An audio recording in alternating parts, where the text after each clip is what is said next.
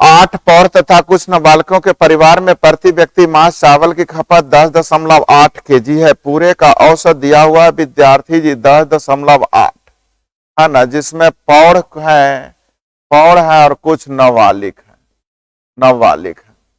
देखिएगा, जबकि पौड़ के लिए दिया हुआ 15 केजी, पौड़ के लिए दिया हुआ है विद्यार्थी जी 15 केजी और नाबालिग के लिए दिया हुआ है, ध्यान दीजिएगा, 6 केजी।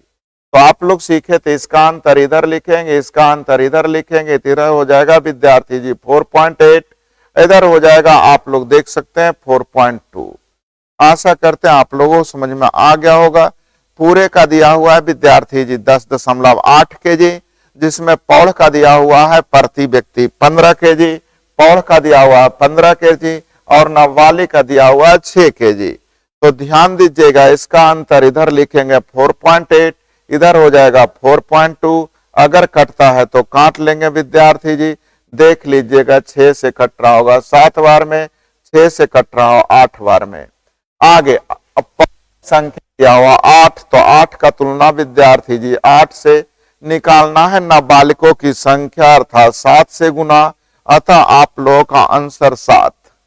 आशा करते हैं 4 आप लोग को आसानी से समझ में आ गया होगा। 5 देखिएगा, एक फैक्ट्री में सभी कर्मचारियों की औसत दैनिक मजदूरी 92 रुपया है। सभी का दिया हुआ है विद्यार्थी जी 92, जिसमें 300 पुरुष और 200 महिला कर्मचारी हैं। प्रत्येक महिला कर्मचारी की मजदूरी एक पुरुष कर्मचारी से 20 रुपए कम है। तो पुरुष कर्मचारियों की दैनिक मजदूरी, यहां देखिएगा संख्या नहीं पूछा जा रहा, यहाँ औसत पूछा जा रहा है विद्यार्थी जी। क्या पूछा जा रहा? औसत। तो सीखिएगा, 300 पुरुष है और 200 महिला है, तो कटता है तो काट लेंगे 3:2 और टोटल वाले लेफ्ट साइड, ऐसा जानते हैं आप लोग, सीखिएगा। सभी का दिया हुआ है विद्यार्थी जी 92 रुपया। सभी का कितना है? 92। महिला की मजदूरी पुरुष से 20 रुपए कम है। महिला की मजदूरी पुरुष से 20 रुपए कम है, यानी x + x - 20 है ना। तो पुरुष का निकालना है, मतलब x का मान निकालना है। अब कितना आसानी से तो हर एक बच्चा बना सकता है।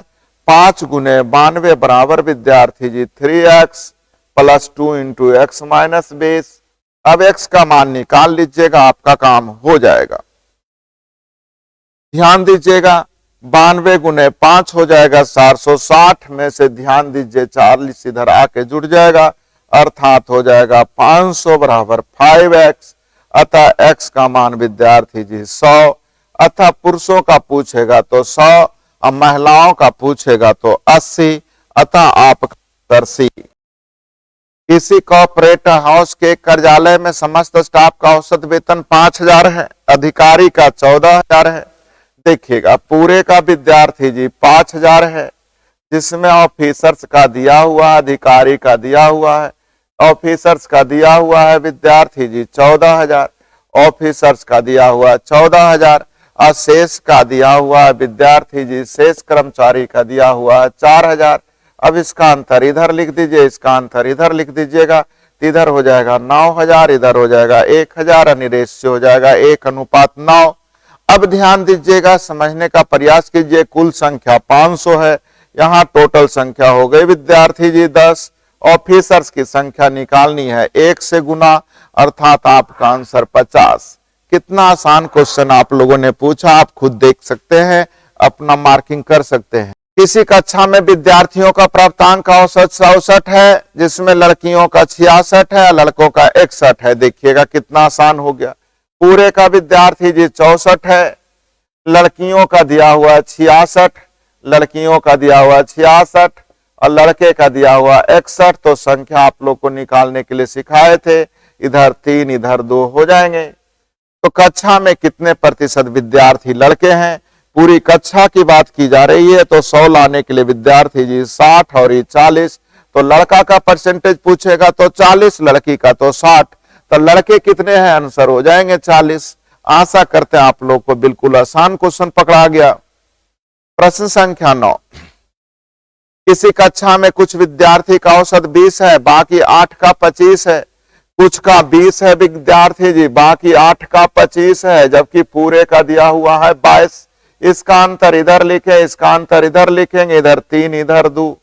अब ध्यान दीजिएगा, बाकी 8 का दिया हुआ था तो 8 का तुलना विद्यार्थी जी 2 से, कुल संख्या निकालने 20 वाले का निकालना है तो 3 से गुना, अर्थात हम लोग का आंसर विद्यार्थी जी 12।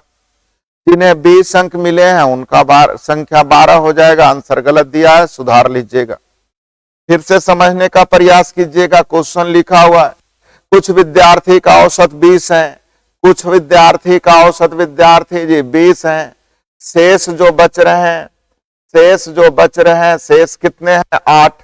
शेष 8 विद्यार्थी का औसत दिया हुआ है 25, जबकि पूरे का औसत दिया हुआ है 22। इसका अंतर इधर, इसका अंतर इधर लिखिएगा तो इधर हो जाएगा 3, इधर लिख जाएगा 2। इसकी संख्या 8 है तो 8 का तुलना विद्यार्थी जी 2 से, 20 वाले का निकालना है तो 3 से, और टोटल वाले का तो 5 से, अर्थात हम लोग का आंसर विद्यार्थी जी 12 हो जाएंगे। आंसर में थोड़ी सी मिस्टेक है, आप लोग सुधार लीजिएगा, आंसर 12 हो। कुछ व्यक्ति एक समूह में हैं, व्यापारी वर्ग ए तथा नौकरी करने वाले बी हैं। एक ए वर्ग के व्यापारी वर्ग हैं, बी जो है नौकरी करने वाले हैं। पूरे का औसत आयु दिया हुआ है 32 वर्ष विद्यार्थी जी। ए के व्यक्तियों का औसत 36 दिया हुआ है, जबकि बी के व्यक्तियों का 24 दिया हुआ है। तो जल्द से जल्द इसका अंतर इधर, इसका अंतर इधर, इधर हो जाएगा विद्यार्थी जी 24 और 32 में 8 का अंतर, इधर हो जाएगा 2 का 4 का अंतर। देखिएगा तो कट के आ जाएगा 2:1। पूछा क्या जा रहा है? व्यापारियों तथा नौकरी करने वाले में से प्रत्येक का प्रतिशत बताइए। तो ध्यान दीजिएगा, आप लोग का दिया हुआ था पूरे का विद्यार्थी जी 32, जबकि ए का है 36 और बी का है 24। 24 और 32 में 8 का अंतर, 36 और 32 में 4 का अंतर। प्रतिशत का मतलब 100 में, तो विद्यार्थी जी यहां देखिएगा हो जाएगा 66.2/3, यहाँ हो जाएगा 33.1/3%। आंसर आप सुधार लीजिएगा, एक हो जाएंगे 66.2/3%, एक 33.1/3। बोलिए निकालेंगे कैसे सर? तो ध्यान दीजिएगा, निकालने की तरीके हैं टोटल नीचे जिसके बारे में पूछ रहा है ऊपर, टोटल नीचे जिसके बारे में पूछ रहा है ऊपर, और गुने 100। तो आशा करते हैं आप लोग को परसेंटेज भी निकालने आ गया होगा। किन्हीं का छूट जाए तो फिर बाद में बोल दीजिएगा, पूछ लीजिएगा। एक परीक्षा में 180 विद्यार्थी हैं जिनके अंकों का औसत 45 है, जिसमें पास वाले का 50। देखिए अभी बताए, फिर भी आप पूछ रहे हैं तो अब हम क्या करें? पास वाले 50 है और फेल वाले का 41 है। फेल वाले का विद्यार्थी जी 41 है, जबकि पूरे का 45 है। तो इसका अंतर इधर, इसका अंतर इधर, इधर हो जाएगा 4, इधर हो जाएगा 5। टोटल 180 का तुलना 9 से। निकालना क्या है? उत्तीर्ण होने वाले की संख्या यानी 4 से गुना, अर्थात हम लोग का आंसर विद्यार्थी जी 80। अब इसको क्यों नहीं कह सकते? एक ही रंगन है, खुद बोल दीजिए। 24। छात्र छात्राओं का औसत 70 और 72 है विद्यार्थी जी। छात्र और छात्राओं का औसत देखिएगा 70 और 74 है, जबकि पूरे का दिया हुआ 72.2। बच्चों की खेल जैसी आंसर सब बन रहे हैं। इधर 2.2 होगा विद्यार्थी जी। अच्छा 70 और 74 था, ध्यान दीजिएगा। लड़कों का 70 था, लड़कियों का 74 था। तो देखिए इधर हो जाएगा विद्यार्थी जी 1.8, इधर हो जाएगा 1.8, इधर हो जाएगा 2.2, अर्थात कट के आ जाएगा 9:11। यही तो आप लोगों से आंसर भी पूछ रहा है, रेशियो बताइए, तो 9:11। एक कक्षा के सभी विद्यार्थियों की औसत उम्र 20 वर्ष है। एक कक्षा के पहले जो भी थे विद्यार्थी जी, सभी का औसत उम्र 20 है। दो विद्यार्थी जिनका 17 और 22 है निकाल दिए गए। अच्छा पूरे का 20 है विद्यार्थी जी, पूरे का 20 है। ध्यान दीजिएगा, जो निकाले गए विद्यार्थी जी 17 और 22 यानी 39/2 यानी 19.5 का निकाले गए, जिनकी औसत आयु 19.5 है। अच्छा उसके स्थान पर 24 और 30 वर्ष के दो छात्र को लिया गया। अच्छा क्वेश्चन कुछ अलग है, केयर कीजिएगा, समझने का प्रयास कीजिएगा विद्यार्थी। केयर कीजिएगा, बहुत अच्छी क्वेश्चन है। 17 और 22 का था विद्यार्थी जी, 17 और 22 का था, गया और आया कितने का? तो 24 और 30 का। 17 22 का था जो हो गया 24 और 30 का। इसका मतलब इस 7 ज्यादा है, ये 8 ज्यादा है, यानी 15 ज्यादा आ गया। 15 ज्यादा आ गया विद्यार्थी जी, 15 ज्यादा आ गया। तो कुल विद्यार्थियों में ध्यान दीजिएगा, पूरे में 15 की वृद्धि हुई है विद्यार्थी जी। क्यों? क्योंकि देखिएगा एक 7 ज्यादा आया, एक 8 आया, पूरे में 15 की वृद्धि हुई। जबकि कह रहा पूरे में 2.5% की वृद्धि हो गई। कितने परसेंट का? 2.5% का। तो 20 का 2.5% विद्यार्थी जी 0.5 होता है।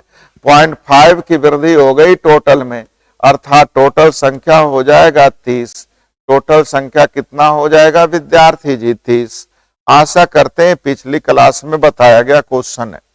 वृद्धि बराबर वृद्धि, यहाँ वृद्धि हो रहा है 15 का, जबकि कह रहा है पूरे में वृद्धि हो रहा है 0.5 इंटू n का। 0.5 कहां से? तो 20 का 2.5% निकालेगा, 0.5 की वृद्धि हो गई पूरे में।